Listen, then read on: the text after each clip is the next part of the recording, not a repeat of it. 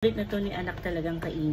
And alam nyo ba na sobrang dami nitong benefits. Gents, makikita nyo na health conscious ka talaga. Kung mag-i-snacks ka, pwedeng talaga to.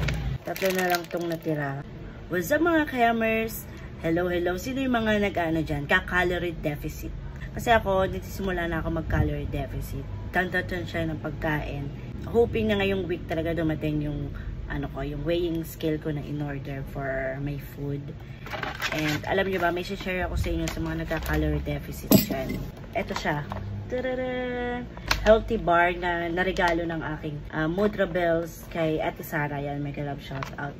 Yung favorite na to ni anak talagang kainin. And alam nyo ba na sobrang dami nitong benefits. Meron siyang vitamins B1, B2, B3, B6, B9, and B12. Tapos may dietary fiber na rin siya, guys. So, perfect talaga sa ating mga nasa nagka-calorie deficit or gustong maging healthy lang din. And then, ang nutrition information niya is may energy siya, protein, fat na 21 grams, 36% siya. Tapos, carbohydrate and sodium. Alam niyo guys, hindi ako talaga mga familiar sa mga ganyan. But, yung sa ingredients, makikita nyo na health conscious ka talaga. Kung mag-i-snacks ka, pwedeng talaga to. So, ito yung laman niya guys.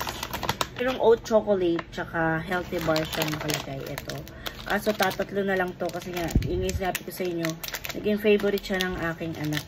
Tatlo na lang tong natira.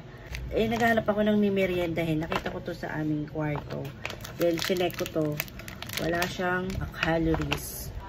So, kakain tayo ng isa nito for my merienda. Tapos, ito, may tsaa tayo dito. Green tea. Sa mga health conscious dyan o yung mga nagka-calorie deficit or nagsisimulang mag-calorie deficit, ayan, healthy bar. Crispy and taste. Ayan. Lagay ko dyan sa yellow basket ko. Ayan. From Coco siya. Coco. So, taste test na natin. So, ito yung tsura niya, oh. Oat bar. First bite. Ang sarap niya.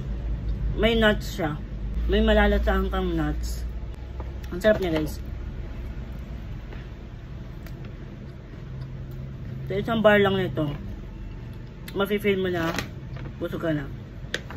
No artificial flavors yung nakalagay. Hap. So, ayun lang.